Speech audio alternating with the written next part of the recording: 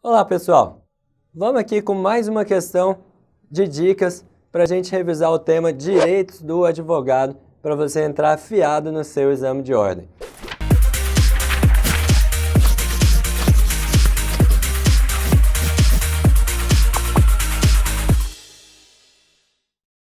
Direitos do Advogado é a matéria mais importante do Estatuto da OAB e da Ética do Advogado, instrumentos fundamentais para o exercício da sua profissão. Vamos aqui para a tela rapidamente para a gente ver como que a FGV já cobrou esse tema nas questões da OAB. Michel foi réu em um processo criminal, denunciado pela prática de corrupção passiva. Sua defesa técnica no feito foi realizada pela advogada Maria, que para tanto teve acesso a comprovantes de rendimentos e extratos da conta bancária de Michel. Tempos após o término do processo penal, a ex-mulher de Michel ajuizou demanda postulando em face dele prestação de alimentos. Ciente que Maria conhecia os rendimentos de Michel, a autora arrolou a advogada como testemunha. Considerando o caso narrado e o disposto no Código de Ética e Disciplina da OAB, assinale a afirmativa correta. Amigos, aqui nessa questão, uma situação bem delicada. Imagine você foi contratado para defender o cliente João numa ação criminal. E aí você teve acesso a todos os rendimentos dele, no Brasil, na Suíça e no Panamá, nas Ilhas Caimã. E aí você sabe toda a vida financeira do João. Beleza, acabou o processo criminal, você conseguiu absolver João, e aí no mês seguinte vem uma intimação para você comparecer a uma audiência de família, porque a ex-mulher do João está pedindo pensão alimentícia para ele e ela quer te perguntar quanto que João fatura por mês, quanto que ele ganha por mês, para que ela tenha uma pensão alimentícia lá nas nuvens. E aí, o que você, como advogado, que foi advogado de João, vai fazer nessa situação? Você tem que ir à audiência, você é obrigado a testemunhar, você pode se recusar a testemunhar. O que você vai fazer nessa situação? Aqui nessa questão, a gente vai ver também um pouco do novo Código de Ética. Novo Código de Ética é esse que está despencando nas questões da OAB, porque é um diploma relativamente recente aí da OAB e cai na prova da OAB. Você tem que saber o novo Código de Ética. Então vamos lá às alternativas que são dadas aqui nessa questão.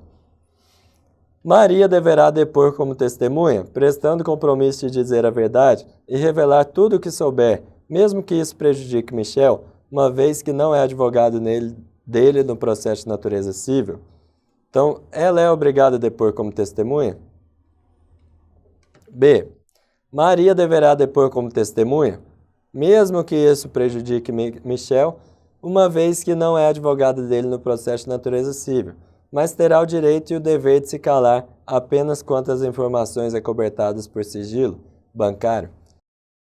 C. Maria deverá recusar-se a depor como testemunha, exceto se Michel expressamente autorizá-la, caso em que deverá informar o que souber, mesmo que isso prejudique Michel. D. Maria deverá recusar-se a depor como testemunha, ainda que Michel expressamente lhe autorize ou solicite que revele o que sabe. Então, seguinte, aqui, a questão quer saber se você é obrigado a depor ou se você não é obrigado a depor. Se você não for obrigado a depor, você tem que depor se o seu cliente autorizar? Quem define aí se você vai depor ou não como advogado? É o seu cliente ou é você mesmo?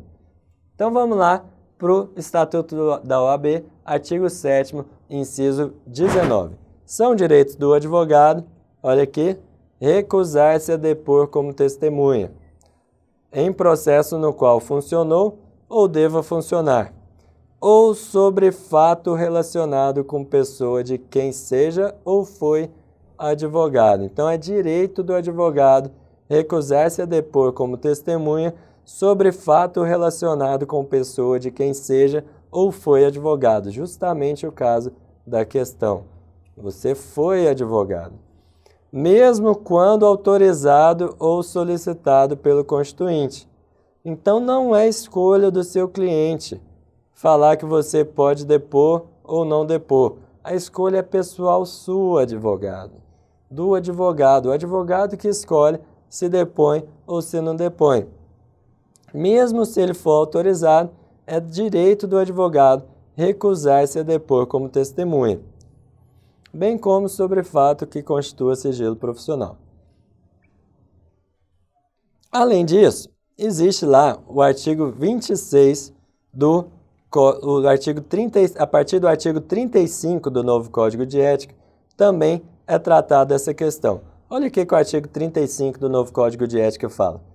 O advogado tem o dever de guardar sigilo dos fatos de que tome conhecimento no exercício da profissão. É um dever do advogado guardar sigilo. O sigilo profissional abrange os fatos de que o advogado tenha tido conhecimento em virtude de funções desempenhadas na OAB. O sigilo profissional é de ordem pública, independendo de solicitação de reserva que lhe seja feita pelo cliente. Então, mesmo se o cliente não solicite reserva sobre a informação, o sigilo sobre as informações que ele te passou se impõe porque é de ordem pública. Presumem-se confidenciais as comunicações de qualquer natureza entre o advogado e cliente. Então, se o cliente chega na sua mesa para contar a vida dele, você não deve contar isso para ninguém. Sigilo é confidencial, é de ordem pública. O advogado, quando no exercício das funções de mediador, conciliador e árbitro, também se submete às regras do sigilo profissional. Aqui, meu amigo, eu vou te pedir especial atenção, porque a gente vai fugir um pouquinho da questão, mas vai entrar num tema fundamental para a sua aprovação no exame de ordem. O sigilo profissional tem natureza absoluta? O sigilo profissional ele não é quebrado em nenhuma hipótese, ele pode ser quebrado?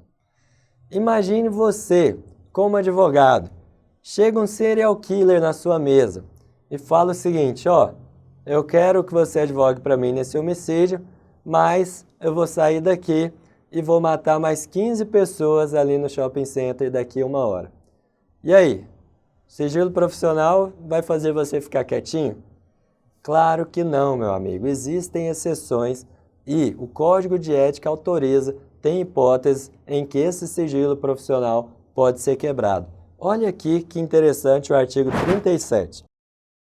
O sigilo profissional cederá em face de circunstâncias excepcionais que configurem justa causa. Quais são as hipóteses de justa causa?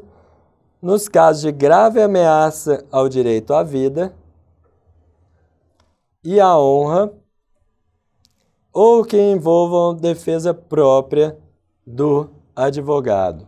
Então, se o cliente chega na sua frente e fala que vai matar 10 pessoas daqui a 1 hora, você tem que ligar para a polícia, porque nesse caso o sigilo profissional se rompe em razão da situação excepcional. Estamos aí diante de uma justa causa, porque existe aí a grave ameaça ao direito à vida. Existe também a hipótese de romper o sigilo em grave ameaça à honra. Existe também a hipótese de romper o sigilo quando o advogado precisa da informação para sua defesa própria. Imagine que você virou réu numa ação penal e precise de uma informação que o seu cliente que te deu para você ser absolvido. É óbvio que você pode usar essa informação, é uma hipótese de justa causa, você pode usar essa informação para sua defesa própria. Então, nessas 3 hipóteses, o sigilo profissional pode ser quebrado porque existe justa causa para você quebrar. Defesa à vida, defesa à honra e defesa própria do advogado. Voltando lá para a questão, agora fica fácil matar aqui as alternativas. Você sabe já então que não depor é um direito do advogado. Independentemente se o cliente autoriza ou não autoriza, a escolha é do advogado não depor sobre fatos relacionados ao exercício da profissão. Então a letra A você afasta, porque Maria, advogada, não tem o dever de depor, pelo contrário, ela tem o dever de guardar sigilo. Mais uma aqui, Maria não tem o dever de depor. Maria deverá recusar-se a depor, ok? Exceto se Michel expressamente autorizá-la. É Michel que vai definir? Não, é a própria Maria. Então esse aqui está errado. sobra para a gente a letra D.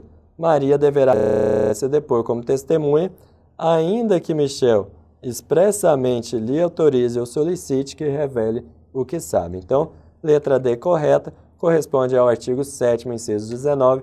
Lembre-se da regra de ouro aqui do artigo 37 do novo Código de Ética. Aqui na tela, eu vou jogar para você só mais alguns direitos do advogado para você ficar bem afiado nesse tema. São direitos do advogado exercer com liberdade a profissão.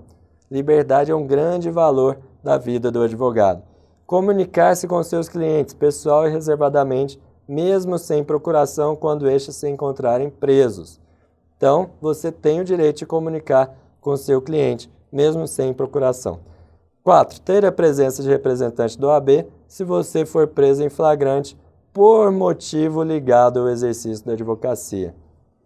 Então, se você for preso em flagrante por motivo ligado ao exercício da advocacia, tem que ter um representante da OAB acompanhando a polícia para a lavratura do respectivo auto, sob pena de nulidade. Nos demais casos, se você for preso por motivo não ligado à profissão, não precisa ter a presença de alguém da OAB, mas a comunicação dessa prisão deve ser feita imediatamente após, deve ser comunicada à OAB.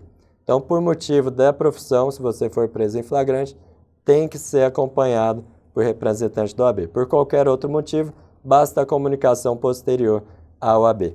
E o direito também do advogado de não ser recolhido preso antes da sentença transitada em julgado, se não em sala de estado maior. Ou seja, prisão provisória, preventiva, cautelar do advogado, qualquer espécie de prisão do advogado antes da sentença transitada em julgado, o advogado tem que ser recolhido em sala de estado maior, com instalações e comodidades condignas na sua falta em prisão domiciliar. Esses são alguns direitos aí do advogado para você ir com mais bagagem para a sua prova aqui, depois de assistir às nossas dicas para o exame de ordem. Então, muito obrigado aí pela atenção, sucesso no exame de ordem, grande abraço.